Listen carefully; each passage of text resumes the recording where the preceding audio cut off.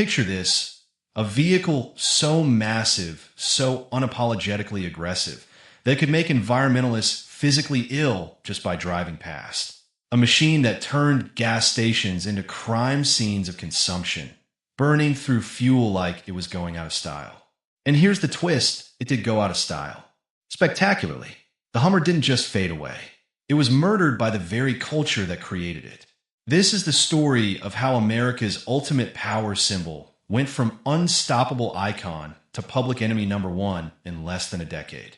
In the early 2000s, there was a vehicle that wherever it went, made a parking lot go quiet for a few seconds. The Hummer. It wasn't just an SUV. It was a piece of steel military uniform. A declaration that you wanted to take over the lane, take over the gaze. The body was square like an ammo crate. Big tires, high ground clearance, moving like it had just come back from the desert. People called it cool in a cold, no explanation needed way. The Hummer appeared alongside names that made the tabloid cameras flash. Mike Tyson, Britney Spears, and a whole lineup of other stars. At a time when America was still obsessed with things that were big and seemingly invincible, owning a Hummer felt like carrying a shield. Part show of force, part reassurance. But this story has a sharp twist.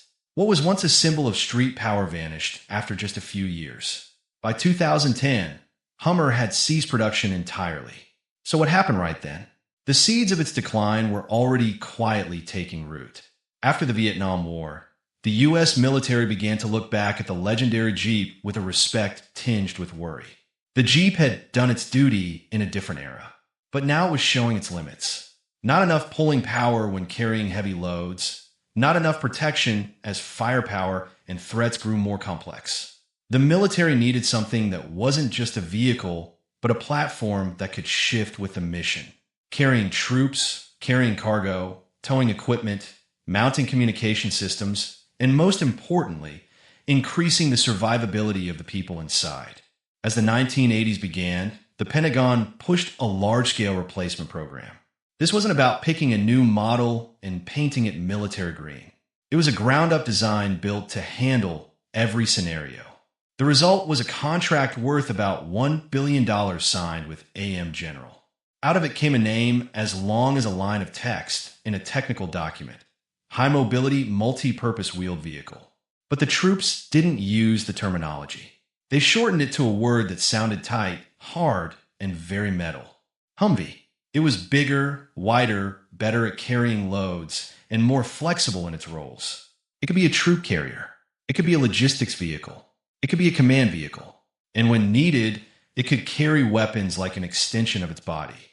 Its body and structure were built for endurance, so that when the wheels rolled over rock, sand, and the potholes of war, what remained in the end wasn't beauty, but the mission still moving forward.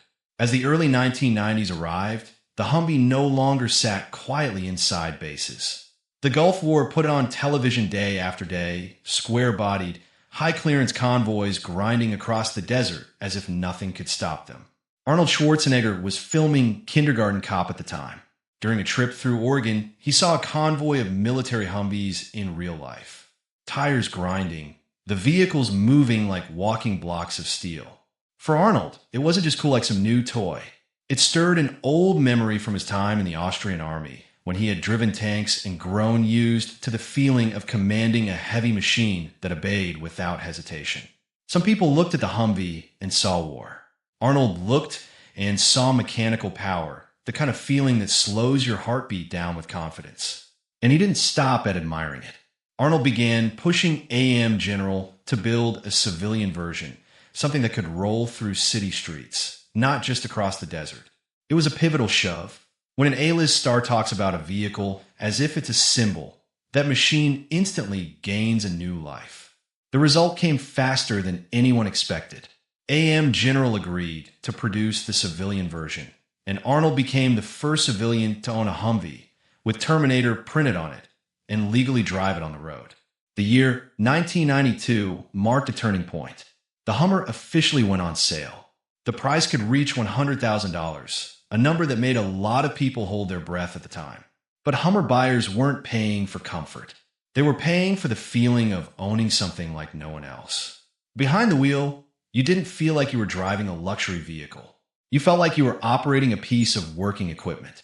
The seating position was high, the view like standing on an observation platform. The body was wide and angular, and every steering input felt like you were ordering a heavy machine to change direction, not gliding smoothly like a sedan on the freeway. The interior wasn't the kind with leather upholstery, glossy wood, and that new car perfume. It was blunt, utilitarian, sometimes lacking even what Americans would call luxury. But in return, the Hummer delivered a feeling of invincibility, as if you could drive straight through anything without asking permission. The price you paid was at the gas station. Fuel economy was rumored to be under 10 miles per gallon, and curb weight could climb to around 10,000 pounds. Those numbers turned the Hummer into a giant creature. Even the tax system got bent by its weight. Because it was so heavy, there was a time when owners could exploit a loophole to register it as farm equipment in order to claim tax deductions like agricultural equipment. Additionally, there's an interesting detail on the dashboard. There used to be a starter button labeled Fire, a word that made people flinch because it was too real, too direct. Later, the company's lawyers required it to be removed. In 1999, the Hummer entered a new chapter when General Motors acquired the commercial rights from AM General. And if before that, the Hummer was like a quirky product for a small number of people bold enough to go for it, then under GM, it was put onto the assembly line of popular culture. The timing was almost perfect. The U.S. economy was booming. Gas prices were still manageable. And consumers were obsessed with anything big and tall, something that looked powerful at a glance. GM saw the Hummer not just as a vehicle, but as a symbol that could be packaged and sold along with the American dream. Hummer's marketing under GM wasn't simply advertising. The vehicles appeared densely throughout films, as if they belonged on the big screen long before they ever had license plates. In some years, the Hummer was seen in dozens of movies, and every time it rolled through the frame, the message was the same. This was a machine for the strong, the bold, the ones who didn't want to blend into the crowd. But what truly made the Hummer explode also lay in the social psychology of the time. After the Gulf War, the image of the Humvee had become a piece of collective memory. Military convoys as a symbol of American power, of the ability to deploy and control. So for a segment of customers, owning a Hummer wasn't just buying a vehicle. It was like a personal act of patriotism, a way to bring a military symbol back to the home front. Alongside patriotism was another seductive illusion: survival. The Hummer sold a gut-level sense of safety, like a rolling fortress. In an era when America was both confident and uneasy, this vehicle gave people a feeling of control. Higher, bigger, heavier, as if that alone could make all the risks out there seem smaller. When GM had turned the Hummer into a name everyone knew, they kept expanding the lineup to sell more to more people while still preserving that essence that made everyone look twice. The H2 arrived as the answer for people who loved the look of the H1, but didn't want to live with military-level roughness. It was still big, still imposing, still square enough to look like a fortress, but with smoother lines and a more real-world feel. More importantly, the price was far easier to swallow, around $50,000. Making the H2 the Hummer people could actually buy with a high salary without needing to be a collector or ultra-wealthy. And just as GM expected, the H2 became the best seller, the vehicle that took Hummer from an odd luxury symbol to a very real craze on American streets. Then GM opened the door even wider with the H3. Smaller, cheaper, aimed straight at the customers who wanted to have a Hummer as a personal signature, but still needed a sensible vehicle for everyday life. The H3 was the promise that you could own the Hummer attitude without paying the brutally high price of before, both in money and in inconvenience. Strategically, this was the way to turn an offbeat brand into a product lineup that could breathe on sales volume. And in 2006, Hummer hit its sales peak with more than 70,000 units sold. In GM's massive picture, that number didn't outshine its mainstream pickup lines. But for a quirky, controversial brand that was deliberately different like Hummer, it was an astonishing milestone. But right after Hummer hit its peak, the story began to change its tone. What had once been seen as a symbol of strength suddenly became a target of ridicule on the street. It was still tall and imposing, but in many people's eyes, the Hummer was no longer freedom anymore. It was a sign of an exaggerated lifestyle, a supersized lifestyle, wasteful consumption, and a kind of confidence that made others uncomfortable. The environmental backlash surged like a wave. Hummer owners started running into things that were everyday but openly hostile. Getting eggs thrown at their vehicles when parked, getting tires slashed, getting keyed, leaving a long scratch like a deliberately inflicted wound. In Los Angeles, there were times when dealerships were attacked by protesters and even had vehicles set on fire, turning a consumer product into a social flashpoint. Those images spread through the press, and each time they spread, the brand lost another layer of its aura. But what truly killed the Hummer wasn't just emotion. It was the macro numbers starting to tighten their grip. The Iraq War brought oil instability and gas prices soaring, turning the act of driving a vehicle famous for drinking gas into a public burden. People weren't just paying at the pump. They were paying with the looks from neighbors and coworkers. Then came the 2007 to 2008 financial recession, when consumer psychology shifted from showing off to bracing for impact. The things that once stood for "I can" suddenly became the question, should I? At the same time, GM fell into crisis because of its own bloated structure. Too many sub-brands, too many costs, too many projects competing internally. In 2009, GM entered a moment no American automaker ever wants to relive, but history doesn't forget: filing for bankruptcy. When a giant corporation has to seek protection, everything inside gets examined under the cold light of accounting and survival strategy. At that point, Hummer was given the cruelest label in the meeting room: a marginal brand, a fringe brand.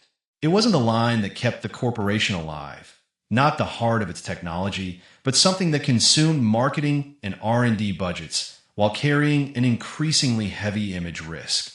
In an era when people weighed every gallon of gas and every dollar in their wallets, Hummer became an all-too-obvious burden. And then the plan at the time was to sell the brand to recover whatever value remained rather than extinguish it by hand. A deal that seemed like it would save Hummer emerged: a sale to Sichuan Tingzhong, a company from China.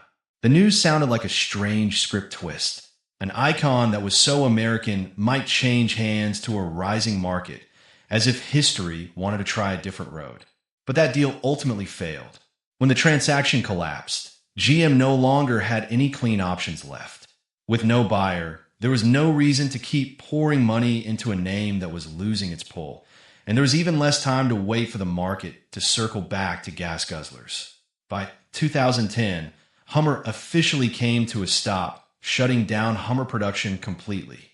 Up to this point, the Hummer felt like a relic, a fossil from the cheap gas era, when people believed the bigger it was, the safer it was, the heavier it was, the more American it felt.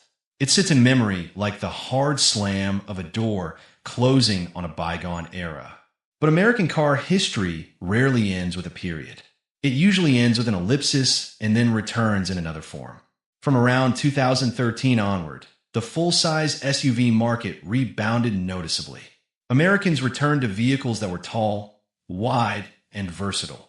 And what's interesting is that even luxury brands that had once stayed out of it jumped in. Rolls-Royce, Lamborghini, and a long list of other names. That says one thing clearly: the desire for presence on the road never disappeared. It only stepped back for a while, waiting for the right moment. And GM, after that hard fall, no longer wanted to live on the past. GM's new era was called electric vehicles. EVs weren't just technology. They were survival strategy. From emissions laws and environmental pressure to the race for brand image. In that context, the name Hummer suddenly became an opportunity. If Hummer was once hated for gulping gas, then today, flipping that prejudice on its head creates media pull. Hummer can return as a symbolic rebirth. Still big, still imposing, still a declaration on wheels. This story becomes even more beautiful when you think back to Arnold. He once pulled the Humvee from the battlefield onto the streets with the weight of his fame. And years later, the idea of converting an old Hummer into an electric vehicle also became an image of its time. Not rejecting the past, but transforming it. If Hummer comes back as an EV, the message won't be, I can go anywhere because I'm stronger, but I'm still me, but I understand the times have changed. From fighting wars to fighting global warming. No longer a symbol of a thirst for gas, but the most intriguing question in American car culture. Can a legend once buried by its own nature come back to life by becoming the exact opposite? If you also love classic American car stories, hit like to support the channel and subscribe so you don't miss the next episodes about Detroit legends. Let me know in the comments. To you, is the Hummer a symbol of freedom and strength, or a lesson from an era that went too far? Have you ever driven one, ridden in one, or only seen it roll down the street and never forgotten it? Share a memory of yours down below. And if you know anyone who ever owned an H1, H2, or H3, share this video with them. See you next time.